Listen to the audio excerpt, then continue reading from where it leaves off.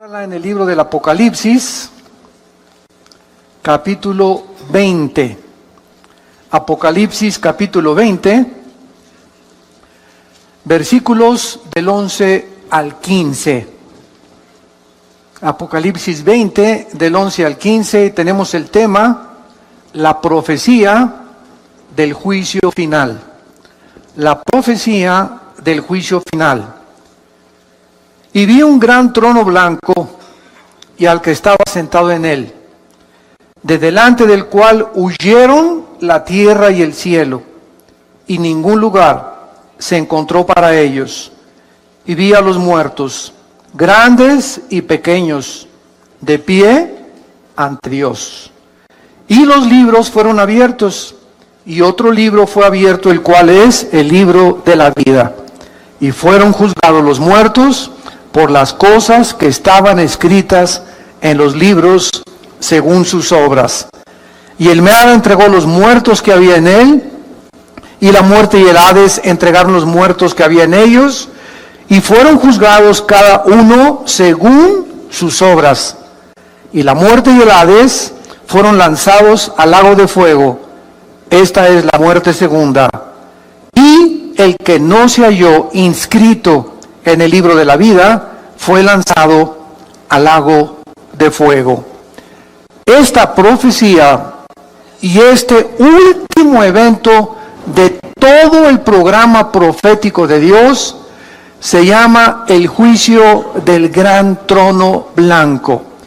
Con este evento termina, esto es muy importante para todos ustedes, los estudiantes de escatología o de profecía, el juicio del gran trono blanco, que también se llama el juicio final, porque es el último de los juicios que Dios va a llevar a cabo, y en este juicio van a estar únicamente los no creyentes, los no salvos, todas aquellas millones de personas que rechazaron el evangelio de la gracia de Dios estarán en este juicio. Y después de este juicio, entramos al reino eterno de Dios. Este juicio va a ser después del reino milenial. Entonces, les voy a dar un panorama rapidísimo para que nos podamos ubicar. Ahorita nos encontramos en este periodo de 2000 años que se llama también la época de la iglesia. Son 2000 años aproximadamente que están a punto ya de terminar. El próximo evento ahorita es el arrebatamiento de la iglesia. Somos sacados millones de personas desde Pentecostés hasta nuestros días del mundo. Porque en el arrebatamiento no se van a ir los santos antes de la cruz. O sea, de Adán hasta la cruz de Cristo son los santos del Antiguo Testamento. Ellos van a resucitar hasta después en la segunda venida de Cristo. Entonces, en el arrebatamiento es del Pentecostés, Hechos capítulo 2, hasta que Jesús venga por nosotros, solamente los que estamos en Cristo. El arrebatamiento es para la iglesia. La iglesia no existía en el Antiguo Testamento. Síganme con mucho cuidado. Entonces, en el arrebatamiento la iglesia es arrebatada o sacada del mundo, y después del arrebatamiento sigue un periodo de 7 años, que se conoce como la 70 semana de Daniel. Daniel 9, 24 al 27 se profetizó que la última semana o los últimos 7 años, Dios terminaría o culminaría su programa con Israel. Al terminar la tribulación o los 7 años de la gran tribulación, bajamos con Cristo a establecer el reino milenial de 1000 años. Y cuando terminen los 1000 años, que son casi se llaman las vacaciones del cristiano, es el juicio del gran trono blanco. Y en el gran trono blanco van a resucitar todos los espíritus que se encuentran en el Hades. ¿Qué es el Hades? La prisión interna en el centro de la tierra, donde se encuentran todas las almas, desde Adán hasta nuestros días, que no van a tener la salvación. Y van a resucitar, por eso dice, el Hades entregó sus muertos para presentarse y demostrarles Dios lo burlones que fueron. Porque ahorita existe un espíritu de burla. de comentarios tontos de gente que Dios es esto, que la religión es esto, gente ignorante, que no tiene ni siquiera idea ni la conciencia que el día de mañana vas a morir. Y que el día que tú te mueras, no importa cuánto te burles y cuánto desprecies las palabras de Jesucristo, te enfrentarás al juicio final.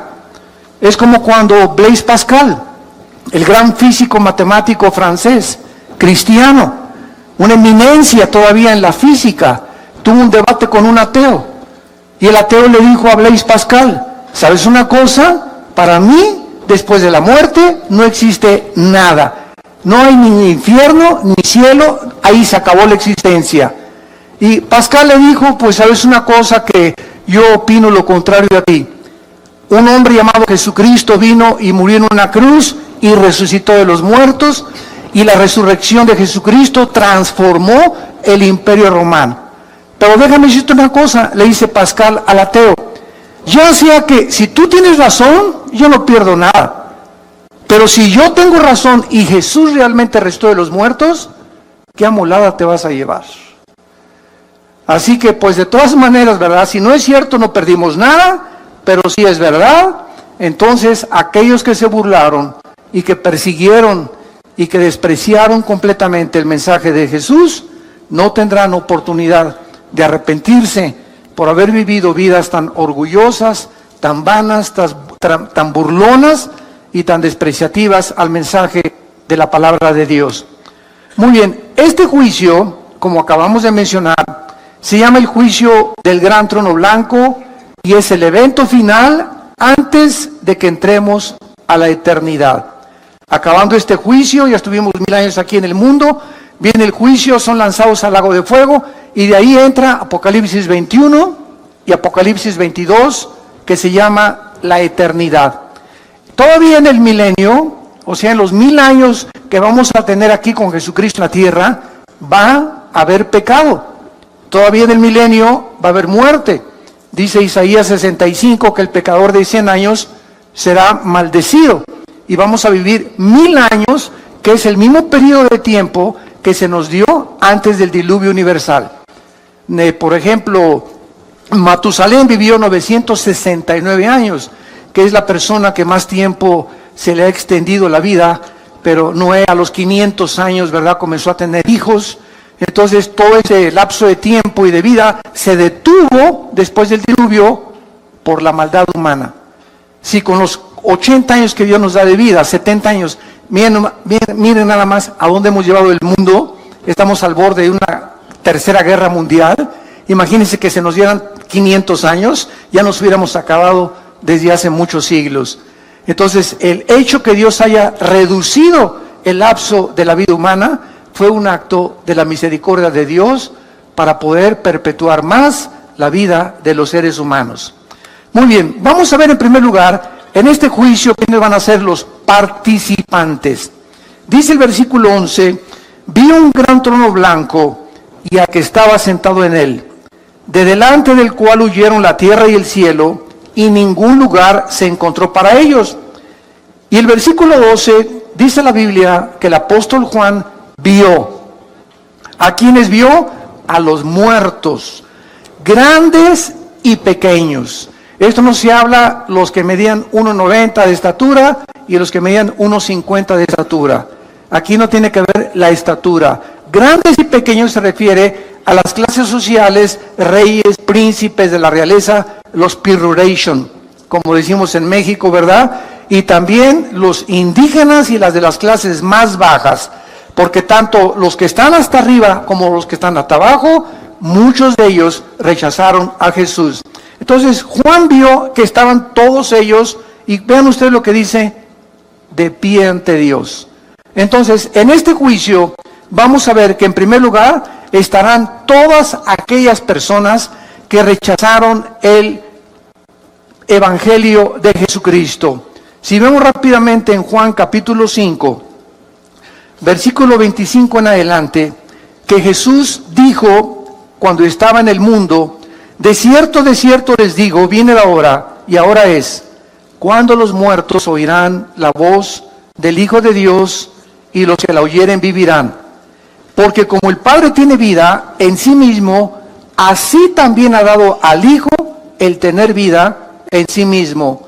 Y también le dio autoridad de hacer juicio, por cuanto es el Hijo del Hombre. En este juicio estará aquel que hace 2000 años murió en una cruz, en medio de dos ladrones, en medio de las burlas de la gente, en medio de las burlas de los griegos, de los filósofos, en medio de las burlas de los religiosos, en medio de todo ese cúmulo de personas que él había sanado, había librado de los demonios, y sin embargo, esos que 8 días antes le dijeron, Hosana el que viene en el nombre del Hijo de David, en el Domingo de Ramos, 8 días después le estaban poniendo clavos en las manos. Entonces Jesús se estará en este juicio, y entonces Él será, ¿verdad?, el testigo más grande en el universo de que las personas que van a ser llamadas a enfrentarse a este juicio no tendrán la oportunidad, porque están, dice la Biblia, de pie. Aquí ya nadie se va a hincar, aquí ya nadie tendrá la oportunidad de decirle, Señor, ten misericordia, perdóname, ahora sí, Jesucito lindo, mi dulce compañía en el Padre, no, el Padre, ya no podrás sacar tu estapita de San Judas Tadeo tampoco, ni de San Cristóbal, no vas a poder invocar a la monja, ni al Papa, ni a Abraham, ni a nadie, será demasiado tarde. En este juicio no hay gracia, en este juicio no hay misericordia, en este juicio se terminó completamente la bondad que Dios ha manifestado, y por eso se llama la época que vivimos, la época de gracia. Porque es la oportunidad que Dios nos da de venir a la cruz. No es cuando nosotros querramos, es cuando oyes su voz, no te endurezcas. Esta es la tragedia del ser humano. Pues yo me voy a convertir cuando tenga 40 años. O después de que ya tenga los 5 millones que estoy tratando de tener en mi negocio, voy a ir a la iglesia. O tal vez cuando vaya en la ambulancia y ahí en la camilla, le digo, Jesucito, perdóname de todos mis pecados. O cuando ya esté en el quirófano y antes de que me intervengan quirúrgicamente, le voy a pedir perdón a Dios. Dice la Biblia, Dios no puede ser burlado. Es cuando Él te habla, como en estos tiempos que es la Biblia la que te está hablando a través del Espíritu Santo, es cuando tú debes de responder. Y cuando la Biblia te usa la palabra de Dios para llamarte al arrepentimiento, y tú no lo haces, y lo dejas para en la tarde, o lo dejas para mañana, o lo voy a pensar dentro de 4 o 5 días, la Biblia dice que el corazón se endurece. Y llega un momento en que estás tan endurecido en tu corazón, que ya la palabra de Dios no tiene efecto en tu vida ni en tu alma. Y es completamente irregular que tú puedas pensar, o estás completamente equivocado que te puedes arrepentir. Cuando oigas su voz, no lo rechaces, no te endurezcas, porque el corazón se endurece muy fácilmente. En este juicio entonces van a estar los no creyentes. Nosotros no vamos a estar ahí. ¿Por qué? Porque nosotros, cuando recibimos a Jesucristo como Salvador y Señor, Él en la cruz ya pagó, ¿qué cosa? Pagó la culpa que nosotros ya no tenemos que pagar. Esto es por eso se llama la época de la gracia. El justo muere por los injustos. El santo muere por los pecadores. Y en esa cruz Dios quiere demostrarte que de tal manera te ama, que a su hijo no lo perdonó. Casi 2000 años antes de la cruz, había un hombre llamado Abraham. Y llegó al monte Moriah, que es el mismo monte donde murió Jesús. Y Dios le dijo, Abraham, dame a tu hijo Isaac. Y cuando Abraham levantó el cuchillo para matar a Isaac, se oyó una voz que decía, ahora veo que temes a Dios, por cuanto no me negaste entregarme a tu hijo. Y 2000 años después de Abraham, cuando Cristo muere por nosotros, podemos nosotros decir ahora veo, Señor, cuánto me amas, porque no negaste entregarme a tu hijo. Abraham y Isaac fueron salvados. Dios no salvó a su Hijo Jesucristo. Le salvó la vida a Isaac, pero no se la salvó a su Hijo Jesucristo, porque de tal manera Dios nos ha amado que Él entregó a su Hijo en nuestro lugar, y nosotros por sus llagas hemos sido completamente sanados. Entonces, cuando una persona recibe a Jesucristo, Dios lo declara justo. Se llama la justificación. La justificación nos libra completamente de la condenación eterna. Después de la justificación viene la santificación, que es el proceso a través del cual estamos siendo librados del poder del pecado. Y después viene la santificación, donde seremos libres del poder del pecado cuando resucitemos. A ver si lo pueden apuntar. Justificación, santificación, glorificación. Son las tres etapas de la salvación. Justificación, fuimos libres de la condenación del pecado. Romanos 8:1, el que está en Cristo, nueva criatura es, ninguna condenación hay para el que está en Cristo Jesús.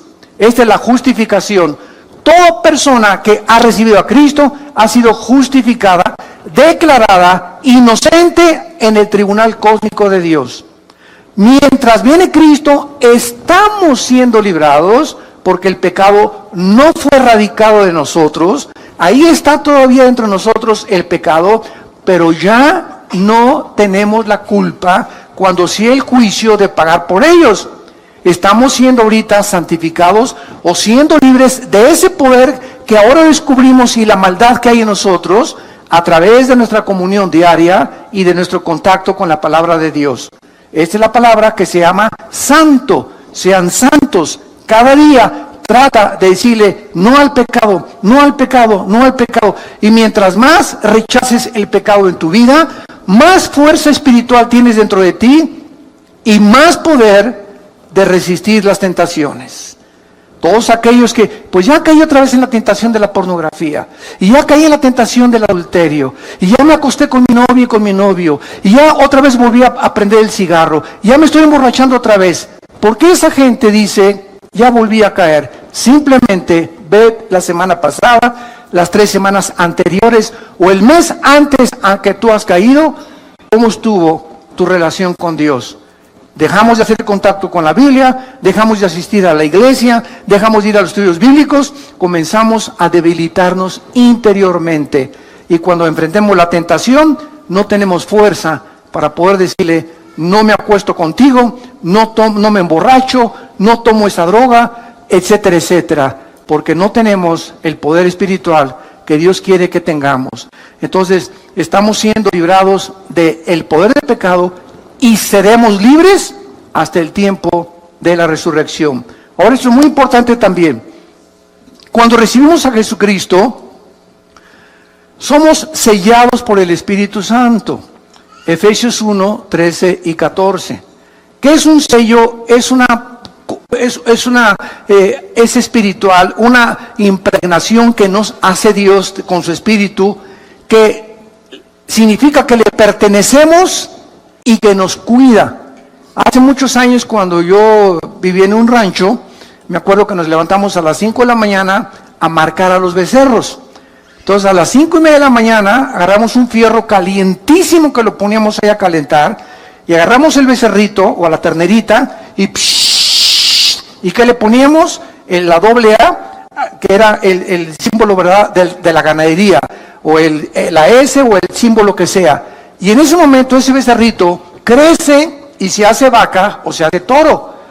Y si se brinca las trancas o se pierde y lo encuentra otro ganadero, ya no tiene por qué decir, ¿verdad?, es mío, porque está sellado, que implica propiedad y además protección. Los ganaderos honestos en aquel tiempo llegaban al rancho, oiga, pues trae una troca, ¿verdad?, una pick-up, aquí nos encontramos la ternerita o la vaca, y veo que trae el sello de su ganadería, y nos los devolvían, o hacíamos lo mismo nosotros cuando se pasaban a nuestro terreno. Entonces, el sello siempre implica protección. Cuando Dios nos sella, los demonios, porque nadie lo puede ver, hay muchos cristianos que no son cristianos, Y solamente los demonios y los ángeles a nuestro alrededor saben quiénes de nosotros somos verdaderamente sellados. Entonces, cuando estamos sellados, Dios nos sella para que los mismos demonios, mientras estoy cerca del Altísimo y habito cerca de sus alas, soy protegido de los demonios, porque los demonios saben quiénes tienen al Espíritu Santo. Entonces, este sello nos guarda y nos protege del mal mientras nos mantengamos en comunión con el Hijo de Dios. Número 2, cuando nacemos de nuevo o cuando recibimos a Cristo, en ese momento somos regenerados por el Espíritu Santo. En otras palabras, nuestra antigua vida es despertada, el foco que tenemos apagado con el cual nacimos, que es el Espíritu, se prende y comenzamos a venir a la Biblia y comienzo a entender la Biblia y algo de la Biblia me comienza a atraer, comienzo a tener hambre de la palabra de Dios porque he nacido espiritualmente. ¿Por qué? Porque he sido regenerado por el Espíritu de Dios. Y en tercer lugar, somos bautizados con el Espíritu Santo. Durante muchos años se estuvo pululando por ahí o propagando que esto yo le considero una herejía, de que, a ver, pásenle aquí los que no han recibido el bautismo del Espíritu Santo. Espérame tantito, la cristiandad no está dividida entre los que tienen el bautismo del Espíritu Santo y los que no tienen el bautismo del Espíritu Santo. Si no tienes el bautismo del Espíritu Santo, no formas parte del cuerpo de Cristo. Y si no formas parte del cuerpo de Cristo, no eres cristiano. Entonces, ¿cómo puedes decirme a mí que recibo a Cristo como un niño cuando nace, pues nació sin páncreas? O le faltan los pulmones. No nacimos incompletos. Dicen Colosenses 2 que estamos completos en Él. 1 Corintios 12:13, por un solo Espíritu fuimos todos bautizados y a todos se nos dio a beber del mismo Espíritu. No hay ningún cristiano que le falte nada. Dice 2 de Pedro capítulo 1, todas las cosas que pertenecen a la vida y a la piedad nos han sido dadas, pasado, pretérito. No nos falta nada más que crecer en la gracia y en el conocimiento de Dios. Entonces no puede haber cristianos que les falta algo. Y lo más grave fue cuando se llegó a enseñar y tienes que hablar en lenguas para dar evidencia que tienes al Espíritu Santo. Eso ya se convirtió en una herejía. ¿Por qué es una herejía? Porque el cristiano no es conocido por los dones, sino por el fruto. Los mormones hablan lenguas, los adventistas hablan lenguas, allí en las tribus de África hablan lenguas. Eso no es evidencia absolutamente de nada. La evidencia de que nosotros somos hijos de Dios es el fruto. Jesús dijo, por el fruto los conoceréis, no por los dones que pueden ser falsificados. Entonces esto es muy importante para que no tomemos 2 o 3 eventos en el libro de los Hechos y armemos una doctrina que porque en el libro de los Hechos unos creyeron y no habían recibido el Espíritu Santo, sea un patrón en el cual todos tienen que seguir. El libro de los Hechos es un libro narrativo, histórico, que cuenta la transición entre el judaísmo y el cristianismo. Y se necesitaban evidencias físicas porque aún no podían los cristianos entender porque las epístolas no habían sido escritas. No había sido escrito Romanos, ni Corintios, ni Efesios, ni Gálatas, ni Colosenses, ni Tito, ni las de Pedro, etcétera, etcétera. Estaban completamente desarmados y desnudos. Entonces, cuando los apóstoles escriben las cartas, las escriben para explicarles las cosas de los hechos y explicarles las doctrinas que recibieron de Cristo, como el apóstol Pablo, que estuvo 15 años en el desierto antes que los apóstoles reconocieran que él era realmente uno de ellos, o un apóstol, o como él se llama a sí mismo, el último de los apóstoles. Esto es muy importante, santos de Dios, porque la iglesia está llena de barbaridades. La iglesia está llena de doctrinas y tradiciones de hombres. Esta cosa de que el bautismo era algo que después de ser cristiano lo tienes que recibir, comenzó en los años 70 del siglo pasado. Hace 40 años, 50 años más o menos. Entonces así se van introduciendo cosas que se acaban aceptando como una verdad. Cuando la Biblia, regresamos a la Biblia y la Biblia nos vuelve otra vez a dar una reforma, una renovación de las cosas realmente como fueron escritas. Entonces, esta es la razón por la cual en el juicio del gran trono blanco, los cristianos no vamos a formar parte. Ya fuimos sellados, bautizados, regenerados y la unción la tenemos dentro de nosotros. Finalmente, ¿qué significa la palabra cristiano? Como una vez me preguntaron en una entrevista por televisión, ¿usted por qué no cree en el bautismo del Espíritu Santo? Si no lo creyera, no fuera cristiano. ¿Por qué? Porque dice 1 Juan capítulo 2, 21 en adelante, que la unción, ¿qué es la unción? El Espíritu Santo. ¿Sabe lo que significa la palabra cristianos o cristiano? Cristos, ungido. Anos, pequeño. ¿Quién es un cristiano? Una persona pequeña, ungida. Una persona que no importa el color de su piel, lo alto, lo grande, la condición cultural, es una persona que tiene la presencia del Espíritu Santo. Si tú no tienes la presencia del Espíritu Santo, puedes ser católico, evangélico, venir a vida nueva, bautizado, remojado, revolcado, como le quieras llamar, mormón, testigo de Jehová, ciencia cristiana. Ninguna iglesia nos hace cristianos. Nos hace cristianos el bautismo del Espíritu Santo. Y la palabra bautismo, ¿qué significa? La palabra bautismo significa identificar, amalgar, hacer uno con otra persona. Entonces, cuando recibimos a Cristo, el Espíritu Santo nos une al cuerpo de Cristo, nos amalga, nos funde, nos identifica. Y en ese momento somos parte de su cuerpo, de sus huesos y de su carne. Y Él es la cabeza. Entonces, esto es el bautismo del Espíritu Santo, la operación mediante la cual el Espíritu Santo nos funde, nos amalgama en el momento de la conversión. No mañana ni horas después, en el momento que le recibo como mi Señor y mi Salvador. Y de ahí en adelante, solo me hace falta crecer en la gracia y el conocimiento de Dios. Estamos completos en Él. No hay cristianos que tengan algo y cristianos que no tengan algo. O somos completamente cristianos por la presencia del Espíritu Santo y formar parte del cuerpo de Cristo, o no somos cristianos. Tan sencillo como es. Ahora muy bien, pasemos en segundo lugar. ¿Cuáles son los propósitos de Dios para este juicio? En primer lugar, purgar el pecado del universo. Cuando Jesús termine de juzgar al mundo en su trono blanco, de ahí en adelante, después del trono blanco, vean lo que dice Apocalipsis, el pasaje que tenemos estudiando en el versículo 11 y 2. Vi un gran trono blanco y el que estaba sentado en él, delante del cual huyeron la tierra y el cielo. Ningún lugar se encontró para ellos. Vean ustedes que es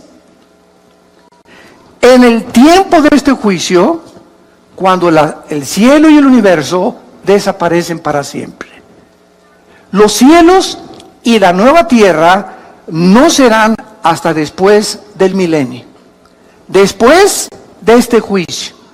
Es precisamente este juicio la culminación del programa profético de Dios.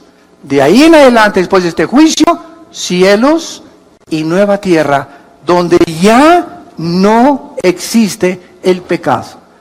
Entonces, esta es la última cosa que hace Dios para purgar el pecado del universo. Y en este juicio estarán ahí todos los creyentes, todos los no creyentes, y verán el mundo que amaron, donde quisieron establecer sus propiedades, la fama, el éxito, la popularidad, ese mundo que pasa, que es vano, que es incierto, que es temporal, ese mundo donde ellos creían que podían triunfar, o donde pusieron toda su esperanza y toda su herencia, así, ¡puf!, desaparecerá con todo el universo alrededor. Por eso la Biblia nos manda en 1 Juan, versículo 2, 15 al 17, amados míos, no améis al mundo. ¿No se contradice con que de tal manera amó Dios al mundo? Vemos aparentes contradicciones en la Biblia. Fue una muy buena pregunta que me hicieron. Oiga, ¿por qué dice en Juan 3:16, de tal manera amó Dios al mundo? Y 1 Juan 2:15 al 17, no améis al mundo. Juan, el Evangelio de Juan capítulo 16 también, no, el mundo os aborrecerá. Entonces tenemos que entender claramente que cuando dice de tal manera amó Dios al mundo, se refiere a las personas. Y cuando dice la Biblia, no améis al mundo, se refiere a lo que Satanás le ofreció a Cristo.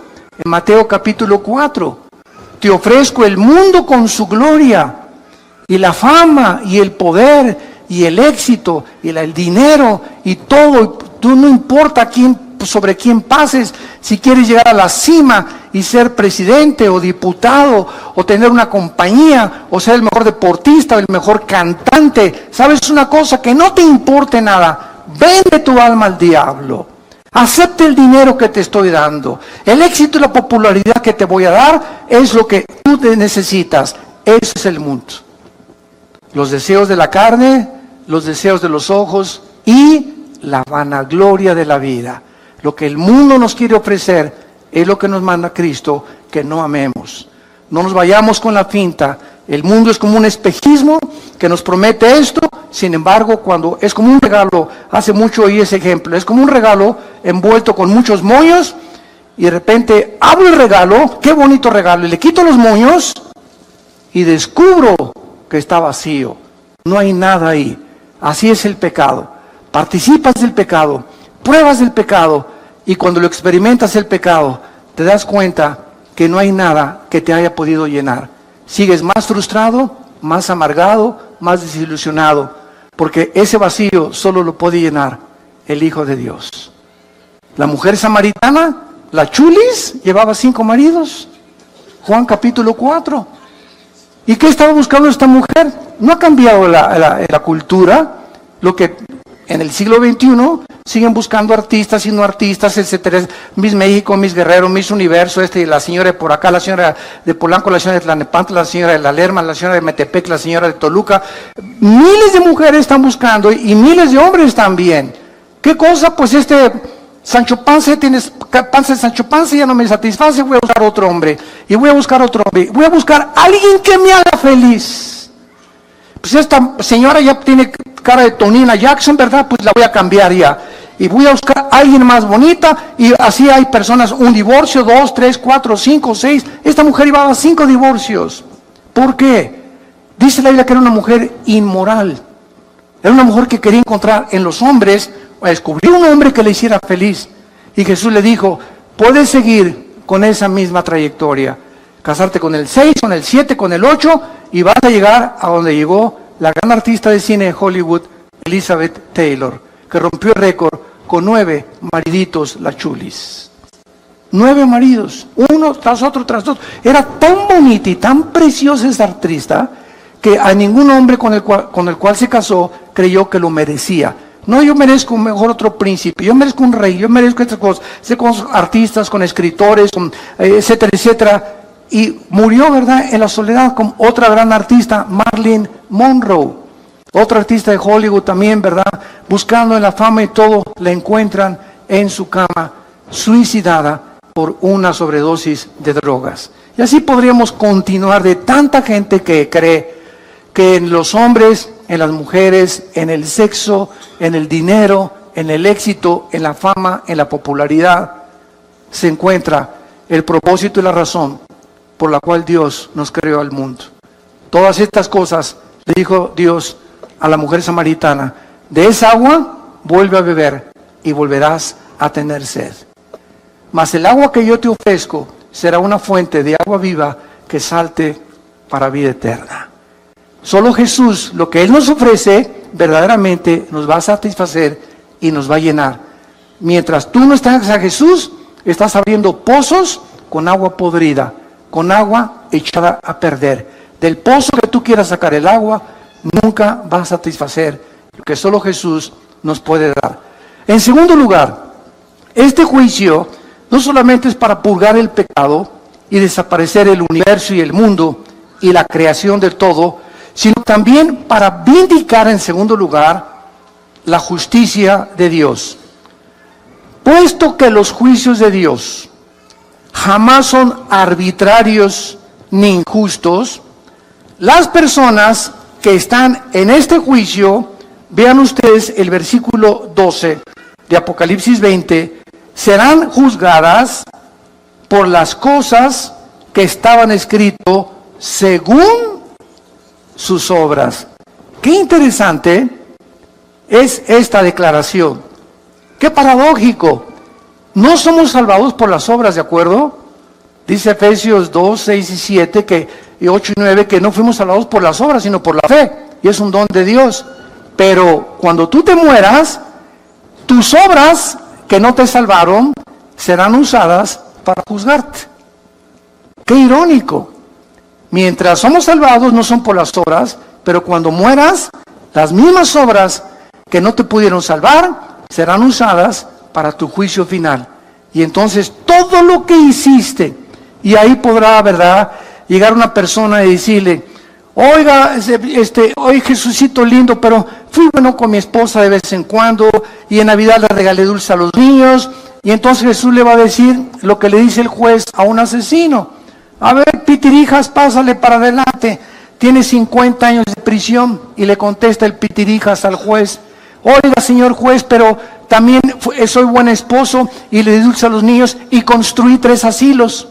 Y el juez le contesta: pitirijas, pero no estás siendo juzgado por eso, estás siendo juzgado por el crimen que cometiste. Las buenas obras que tú hiciste no te son tomadas en cuenta, estás siendo juzgado no por lo que hiciste bueno, sino por lo que dejaste hacer al matar a una persona. Entonces nadie podrá en aquel tiempo con Dios decirle: es que hice un convento para las monjitas, acuérdate de eso, Jesús, allá en Coyoacán tuve un convento para las monjitas, y me vestí de Santa Claus en diciembre para regalarles a los niños. No vas a ser juzgado por eso, vas a ser juzgado por los pecados que van a estar en el libro de las obras escritas desde que tú naciste. Y no habrá nada, absolutamente ningún abogado, por más dinero que hubieras tenido, que te pueda absolver. Y en tercer lugar, esto es lo más importante, este juicio tendrá como propósito determinar el castigo de cada quien. No crean que todos van a irse, ¿verdad?, al infierno y todos van a purgar el mismo castigo y el mismo dolor y las mismas torturas y los mismos sufrimientos, de ninguna manera. Veamos en Mateo capítulo 11. ¿De qué forma no es verdad que todos en el infierno o en el lago de fuego van a sufrir igual? De ninguna manera. Hay muchísimas evidencias, como lo vamos a leer, que las personas serán juzgadas en base al conocimiento que tenían y a las oportunidades que tuvieron mientras estaban vivos para arrepentirse y recibir a Cristo.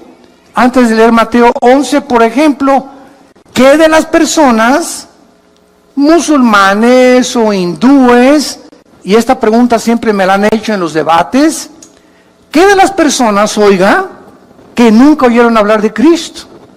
Mi tío fue hindú, mi tío fue budista, mi tío fue por allá en una isla, y hay millones de personas, y esto es una realidad, no lo podemos negar. Todavía hay millones de personas en el mundo que nunca han oído hablar de Cristo. ¿Cómo las va a juzgar Dios? Es una muy buena pregunta, y la Biblia nos da la respuesta. Pero lo vamos a ver después en Romanos 2. Veamos ahorita aquí en Mateo 11, y ahorita contestamos esa pregunta. Versículo 20. Mateo 11, versículo 20. Entonces, habla de Jesús, comenzó a reconvenir a las ciudades en las cuales había hecho muchos de sus milagros, porque no se habían arrepentido, diciendo, vean, ciudades donde vieron milagros y no se arrepintieron. ¡Ay de ti, Corazín! ¡Ay de ti, Betsaida! Porque si en Tiro y en Sidón se hubieran hecho los milagros que han sido hechos en vosotros, tiempo ha que se hubieran arrepentido en Sicilio y en ceniza.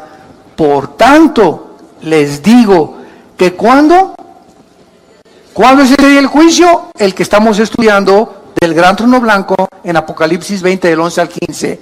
En el día del juicio será, ¿qué cosa? Más tolerable el castigo para Tiro y para Sidón que para ustedes. Jesús les dice a dos ciudades, Tiro y Sidón serán castigadas menos en el día del juicio. ¿Por qué? Porque en Tiro y Sidón no hice los milagros que hice con ustedes. Mientras más milagros veas y mientras más oigas y más te endurezcas, más grande será tu castigo. Y tú, Capernaum, versículo 23, que eres levantada hasta el cielo, hasta el Hades serás abatida. Porque si en Sodoma se hubieran hecho los milagros que han sido hechos en ti, habían permanecido hasta el día de hoy. Por tanto, les digo que otra vez, ¿cuándo? En el día del juicio será más tolerable el castigo para la tierra de Sodoma que para ti. Es increíble lo que Jesús declara en este pasaje. Los sodomitas, que eran homosexuales, recibirán mucho menos castigo que los habitantes de Capernaum. ¿Por qué? Porque los sodomitas nunca vieron a Jesús. En Sodoma no había Biblia, en Sodoma no había predicadores, pero en Capernaum vieron al Hijo de Dios predicar la palabra de Dios y hacer milagros, y con todo y esto lo rechazaron. Entonces, Dios es un Dios justo, no puede castigar a aquel a quien le haya dado más evidencias de la existencia de Dios, de aquellos que nunca han tenido la evidencia de que Dios existe, más que desde luego en el universo. Y vamos a ver la respuesta que nos quedó pendiente de qué será de todas aquellas personas que realmente nunca conocieron a Dios. A esas personas, lo voy a contar ahorita, vean Romanos capítulo 2, vamos para allá. Esas personas yo siempre les digo, mira, no te preocupes por Chencho y por Chencha y por Pancho y por Pancha. ¿Y qué de mi mamá? ¿Y qué de mi papá, que era católico? ¿Y qué de mi abuelita, que nunca se van a ir al infierno? ¿Sabes una cosa? Preocúpate por ti. Preocúpate por tu condición, no te preocupes por los demás. Dios es un Dios justo y sabio. Él no va a juzgar ni a castigar a nadie que no lo merezca. Preocupémonos por la condición de nosotros. En Romanos capítulo 2, el apóstol Pablo, de una forma magistral, describe claramente esta incógnita que existe y que la Biblia nos revela. Versículo 12 en adelante. Porque todos los que sin ley han pecado, sin ley también perecerán. Y todos los que bajo la ley han pecado, por la ley serán juzgados. Porque no son los oidores de la ley los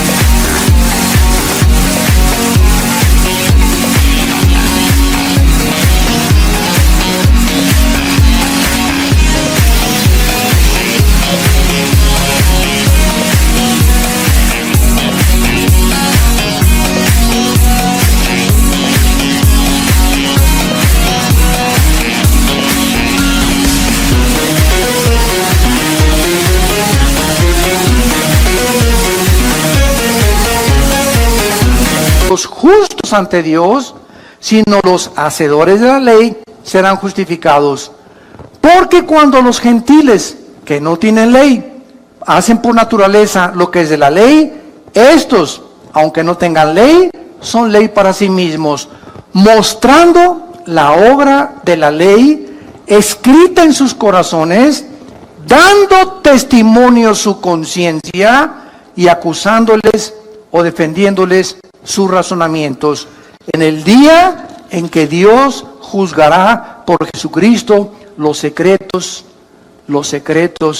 de los hombres. Vean lo que acaba Pablo de explicarnos. Nada más hay dos tipos de personas que han nacido en este mundo. Los que hemos tenido el privilegio, y acordémonos que después del privilegio vienen las responsabilidades, ¿verdad? Los que tenemos la oportunidad de haber tenido padres cristianos, o ustedes que tienen padres cristianos, o todos los que han asistido a las iglesias cristianas en el mundo entero y han oído la palabra de Dios. Por todo lo que has oído vas a ser juzgado. Por todo lo que tú has oído vas a ser juzgado. Y hay otras personas que no tienen Biblia, que nunca se les predicó. Estas personas que nunca tuvieron la oportunidad de oír lo que tú y yo hemos escuchado, es lógico que si Dios es justo, va a juzgar al que mucho se le da, mucho se le pedirá.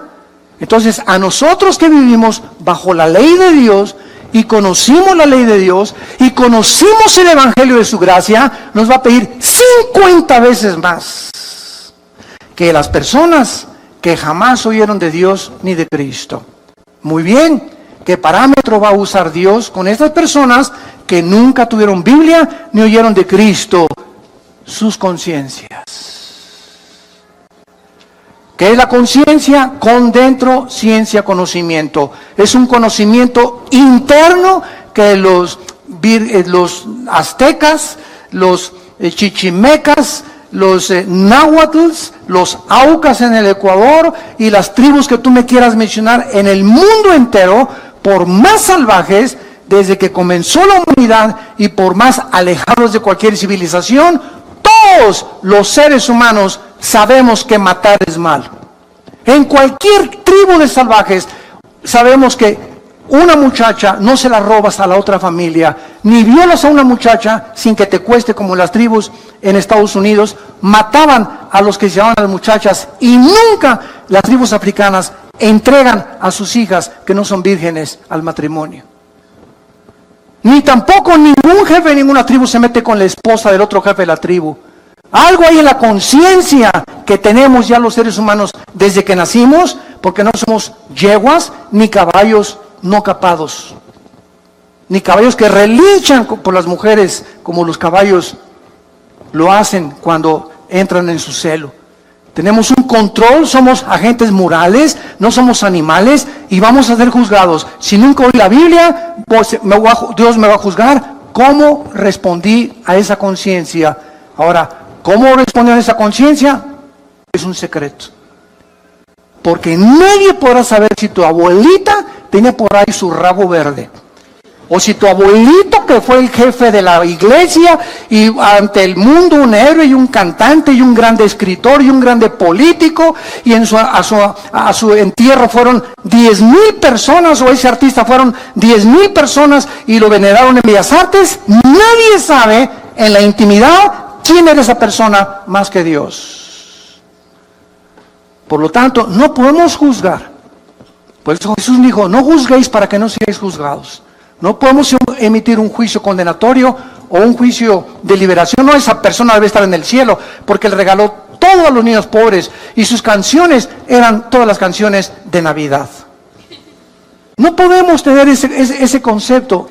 Por eso dice, los secretos. Todos tienen un closet donde tienen colgado un esqueleto. Y la vida privada de las personas, si es hecha pública, la mayor parte de los seres humanos nos avergonzaríamos de ver nuestra vida privada. Pero cuando venimos a Cristo, ya no puede existir esa vida privada. Ya no puede ser uno en tu casa y otro con tus amigos y otro en la intimidad. Sí, mi amor, te quiero con cuernos de oro y hago así cada vez que te veo. Y tienes un amante. Y robas y extorsionas y traficas, etcétera, etcétera, porque tienes 2, 3 clases de vida y esas son las que solo Dios conoce. Por esas vidas escondidas serán juzgados las personas que nunca oyeron hablar de Cristo. Entonces cada quien va a tener el castigo que merece según su conciencia si nunca hablaron de Cristo. Ahora vean también en Marcos capítulo 12, en penúltimo lugar, Marcos capítulo 12. Versículo 38 al 40. Estas verdades que Jesucristo continúa confirmándolas. Dice Marcos 12, 38 al 40. Y les decía en su doctrina: guardaos de los escribas, o sea, de los religiosos, que gustan de andar con largas ropas y aman las salutaciones en las plazas y las primeras sillas en las sinagogas y los primeros asientos en las cenas, que devoran las casas de las viudas y por pretexto hacen largas oraciones. Estos recibirán mayor juicio, mayor condenación. Todos aquellos que se autonombraron líderes religiosos, no importa de qué religión haya sido, y que se hayan autonombrado puesto para dirigir a las personas y hayan explotado a sus semejantes y se hayan aprovechado de sus semejantes, lo mismo que políticos que toman un puesto político, ¿para qué? Para ayudar al pueblo, para sacar al pueblo, para levantar esa ciudad, para mejorar esa ciudad, para levantar esa república, para esa nación. Y al contrario de esto, exploten y roben y se apropien de aquello que es del pueblo, recibirán mayor condenación. Más grande será su juicio por el grande privilegio que Dios les permitió tener al sentarse como jueces, diputados, líderes religiosos, dictadores, presidentes de naciones. Esas personas van a ser las más grandes condenadas. Entonces nos damos cuenta que en este juicio, vamos a ver tus obras. Te puse de presidente, cantante, te di dinero. ¿Qué hiciste con el dinero que te di? ¿Qué hiciste con la belleza que te di? ¿Qué hiciste con los dones musicales que te di? Todo saldrá a la luz. Lo que hiciste y lo que dejaste de hacer. Todas las obras serán juzgadas por aquel que conoce las intenciones y los pensamientos de nuestros corazones. No habrá nadie que se escape. Ni Dios no podrá juzgar a nadie que no lo merezca. Oremos. Padre, te damos gracias en esta mañana por tu palabra. Porque eres un Dios justo, que nos diste a tu Hijo. Nadie podrá en ese día declararse inocente, porque tú declararás ante la presencia de tus santos ángeles, de tus querubines, y de la misma iglesia que somos nosotros, que dice 1 Corintios 6 que vamos a ser testigos en ese juicio, como un gran jurado. Nadie podrá en ese momento llamarle a Dios injusto. Él pagará a cada quien según las obras, pensamientos que haya hecho mientras estábamos en el cuerpo. Y el mar entregará a todos los muertos que murieron en el mar. Todos los que están en las tumbas saldrán, los que se hallen en el Hades, y serán juzgados según sus obras. Y esta es la segunda muerte. Si hay una segunda muerte, es que hubo una primera muerte. La primera muerte es la física, la segunda muerte, la muerte eterna, la eterna separación del Creador de los cielos y la tierra. Y Dios en esta mañana te habla y te invita a que vengas a la cruz, a que le abras tu corazón a Jesús, a que encuentres en Él la satisfacción que tu alma ha estado buscando en tantas cosas que no son Él.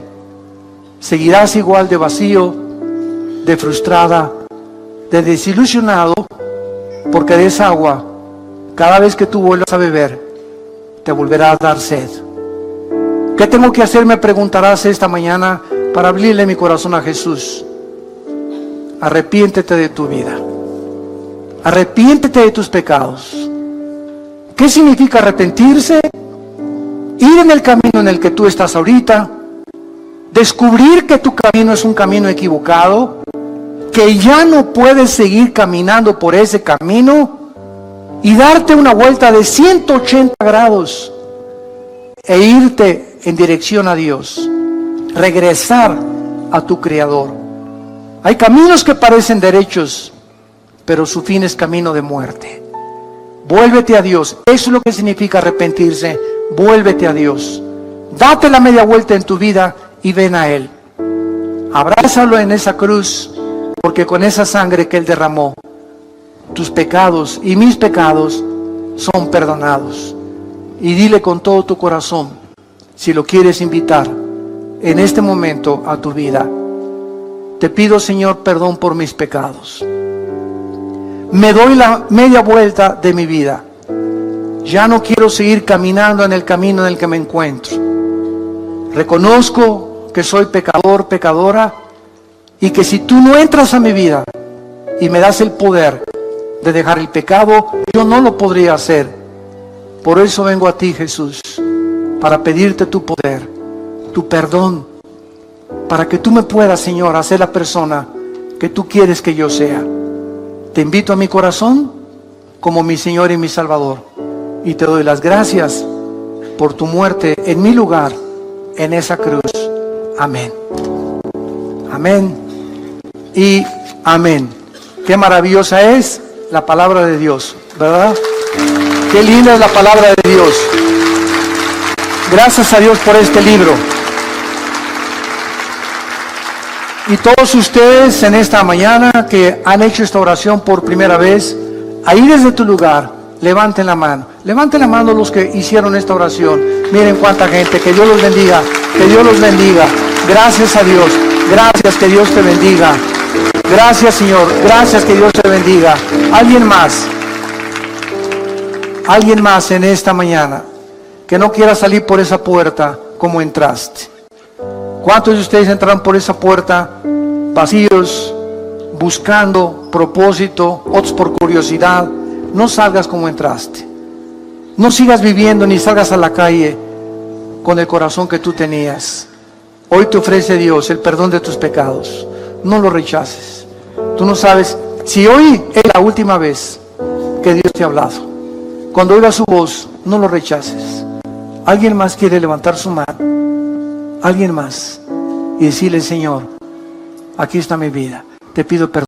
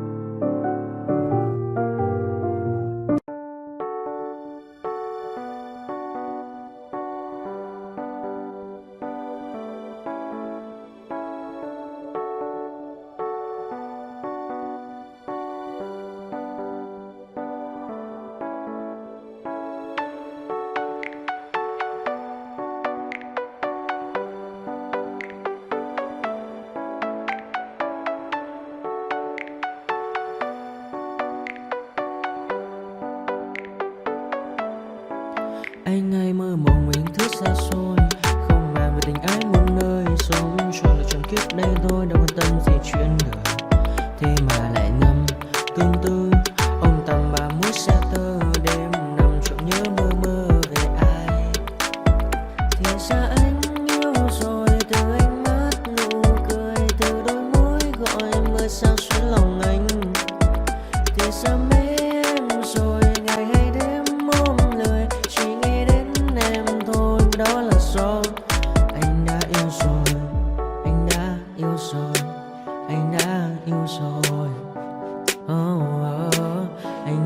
yêu rồi,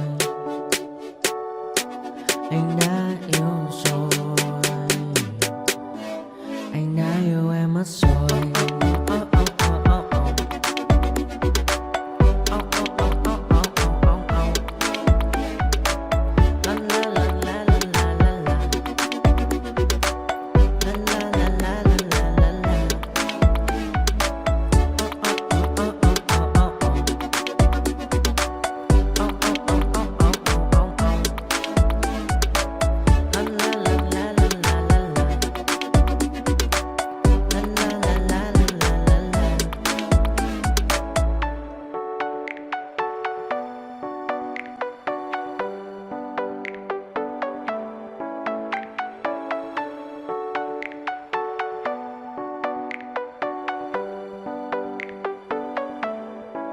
Anh hay mơ mộng mình thứ xa xôi, không ngờ về tình ái muôn nơi, sống cho là trọn kiếp đây thôi, đâu quan tâm gì chuyện đời.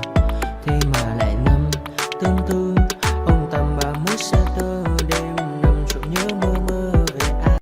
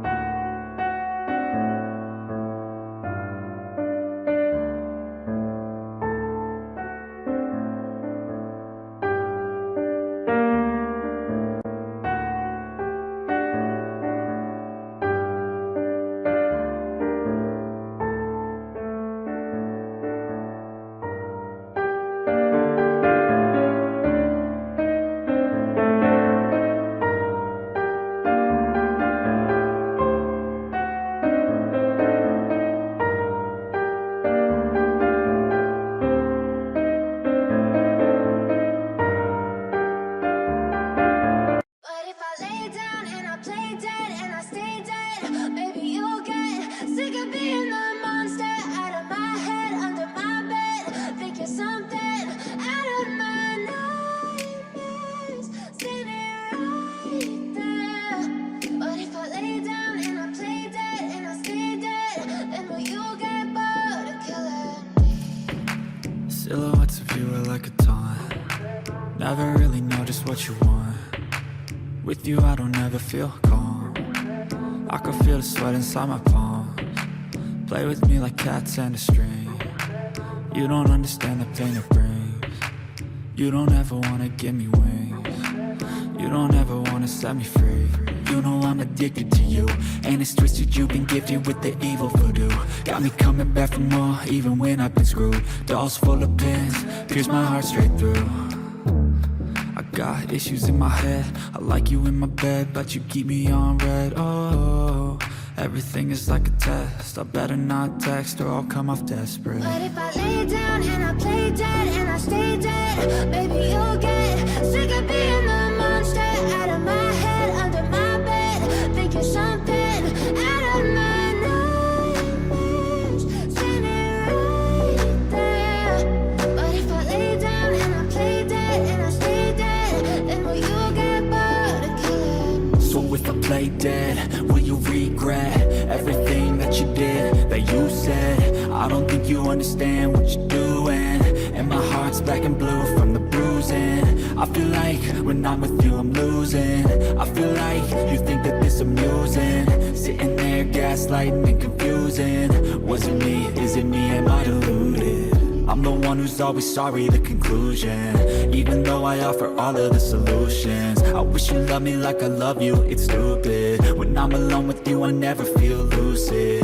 I wish I wasn't struck by Cupid. I wish when I first saw you I knew this. When I'm with you I feel so useless, I feel diluted, my heart's been wounded. Parts of you are like a taunt. Never really know just what you want. With you I don't ever feel calm. I can feel the sweat inside my palms. Play with me like cats and a string.